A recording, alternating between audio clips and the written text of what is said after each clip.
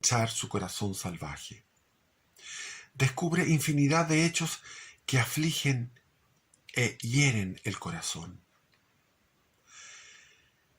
Lo que más pronto, con anticipación a lo demás, le cae a la vista es la triste condición a que se halla reducida su alma en medio de aquel país de la infortunada mujer.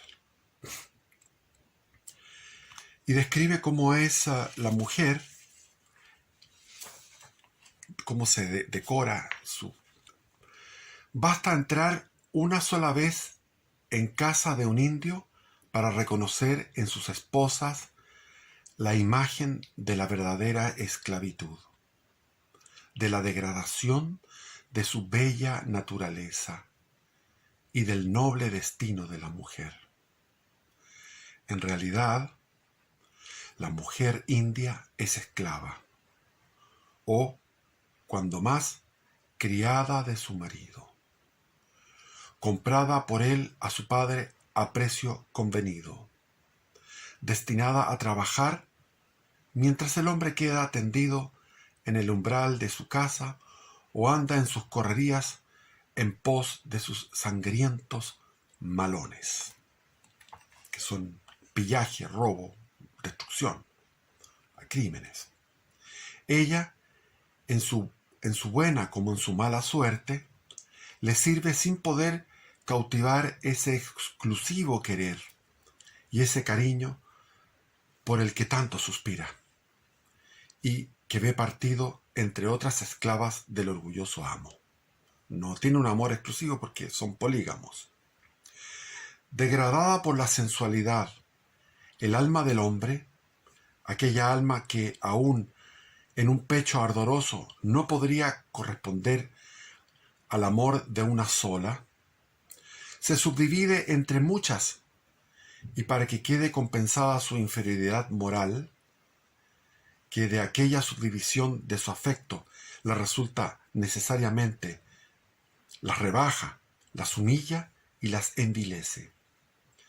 Ni a los hijos pudiera él dispensar el amor paternal igual al que un cristiano tiene a los suyos, viendo en ellos los hijos de sus jornaleras, hijos de un amor subdividido, sensual, en sentido carnal, y pagado. En casa de un cacique, arrimada a la orilla de la mar, me aparecí en una noche borrascosa de tempestad, buscando abrigo contra la tempestad y la lluvia. Era ladino el indio y me acogió con una hospitalidad franca y sencilla, desentendiéndose esta vez de las acostumbradas pláticas de etiqueta.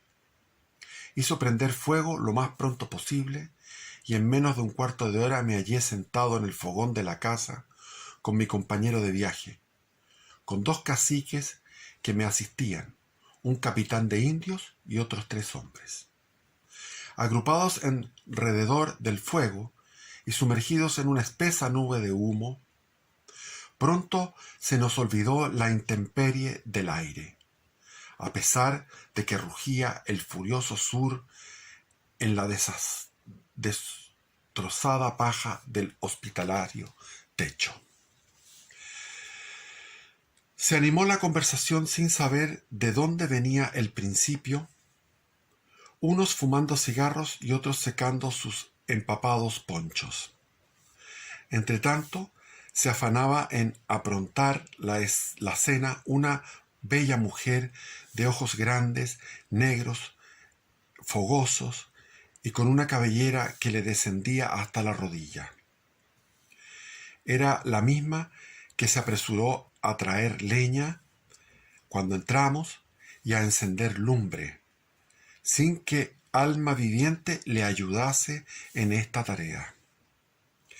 Nadie hacía caso de ella, y ella, sin tener tiempo de mirar a sus huéspedes, cortaba la carne, raspaba las papas, traía agua, ponía sus ollas, atizaba el fuego, andaba, trajinaba, sin causar la menor seña de impaciencia, haciendo solo sonar incesantemente sus chaquiras y cascabeles.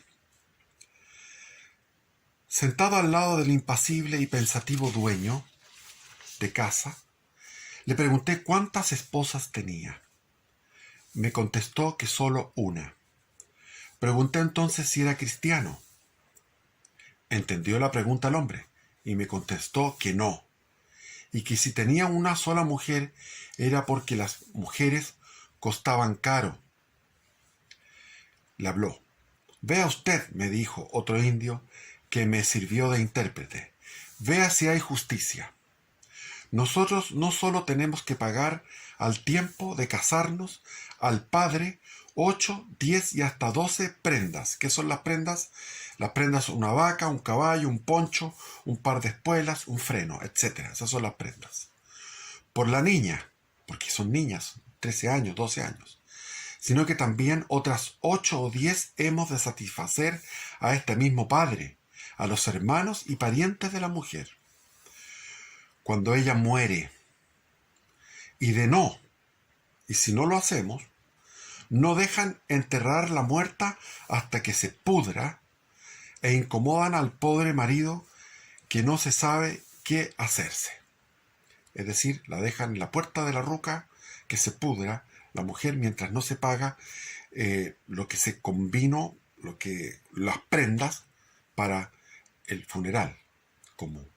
A esto el cacique, removiendo las brasas con un palito, agregó: 8 o 10. Y si sucede que uno mate a la mujer, no se desquita ni con 12 ni con 14 prendas. De modo que queda el hombre arruinado para toda su vida. Y esto que a veces, agregó el otro indio, ni se puede probar al marido que la mató, sino que muere la vieja de algún golpe o herida que le dio. Es decir, tratan de justificar que él no mató a la india, pero la india se murió por algún golpe o herida que le dio el marido. Y eso es como decir, no fue un golpe, fue una herida, no la maté. Es cierto, añadió el cacique, a veces ni se puede probar tal cosa. Solo malician y amuelan al indio. Muelero, de muela, de hablar.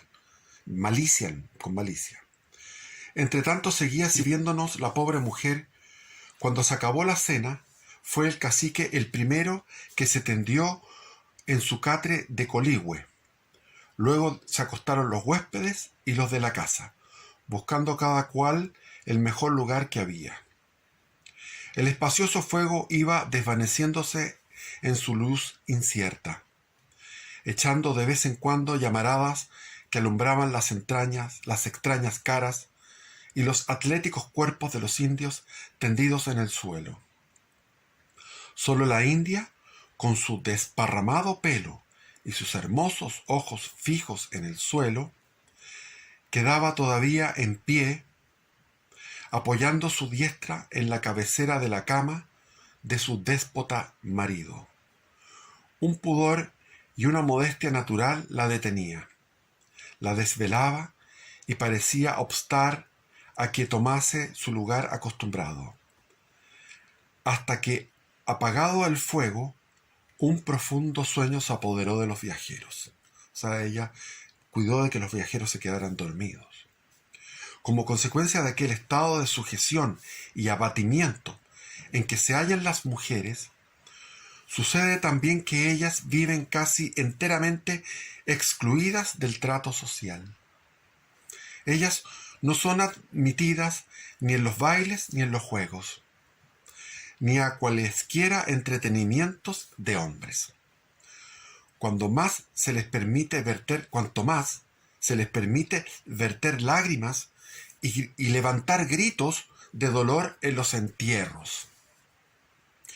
El indio araucano es un ser antimusical y parece tener poca aptitud para las bellas artes. Es su canto una especie de recitativo sin melodía ni consonancia, como su elocuencia una especie de canto destemplado, cuando les gusta la oratoria permanente, es un canto destemplado y monótono. La misma falta de gusto, gracia e imaginación se nota en el baile indio. Agachados, con la rodilla medio doblada y la cara vuelta al suelo, saltan como suelen hacerlo los pequeños niños en su infancia.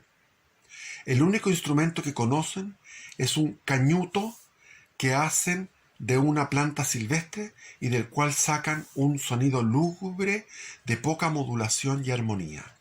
Hay que entender que los indios se habían civilizado de alguna manera en contacto con los españoles, y después todo lo que conocemos como cultura mapuche es una cultura que viene ya cuando es el territorio ocupado por el Estado de Chile. En la República de Chile ocupa el territorio y ahí comienza la platería y una serie de otras sofisticaciones que nacen de ellos, obviamente, de sus entrañas espirituales, pero producto de la civilización y de los misioneros. No menos desgraciadas se hallan las indias en tiempo de guerra o invasión de alguna tribu vecina. Pasaban en guerra todo el tiempo. Sin participar de la vida activa y aventurera de sus valientes maridos, tienen que esconderse con sus hijos en las impenetrables selvas, en donde, prolongándose la guerra, mueren de hambre y de miseria, o, descubiertas, caen en el cautiverio. Y qué fatal suerte aguarda a una cautiva cuando sobre ella hacen pesar no sólo el bárbaro derecho del sexo, es decir, la violación, sino también el de la fuerza, de la conquista y de la venganza sobre sus enemigos. Vendida o retenida en poder del enemigo, del asesino de sus hijos y de su marido, queda para siempre esclava y se considera como propiedad legalmente adquirida sin pagar nada porque se ganó en la guerra. Pero todo eso no debe admirar a un observador despreocupado. La misma condición en que se hallan actualmente las mujeres araucanas, tienen todavía las mujeres en todas partes del mundo, a donde la luz del Evangelio no ha penetrado. Él está dando aquí una luz importantísima, que el Evangelio de nuestro Señor Jesucristo trajo la dignidad y la igualdad de la mujer. Igual condición tenían las naciones aún civilizadas antes de la introducción del cristianismo. Muy buena meditación, muy buen alcance. Es decir, la misma condición en que se hallan actualmente las mujeres araucanas, tienen todavía las mujeres en todas partes del mundo a donde la luz del Evangelio no ha penetrado. Léase Islam, léase China, léase, qué sé yo, Japón. Igual condición tenían en las naciones aún civilizadas antes de la introducción del cristianismo. Léase el mundo pagano antiguo. Ahora, del mismo modo que la falta de un principio vital en las creencias del indio es causa de la bajeza, sensualidad y grosero materialismo con que mira y considera a sus mujeres. Así también influye la falta de otro principio no menos fundamental en los groseros medios y extravíos con que se complace en honrar a los difuntos y la sagrada memoria de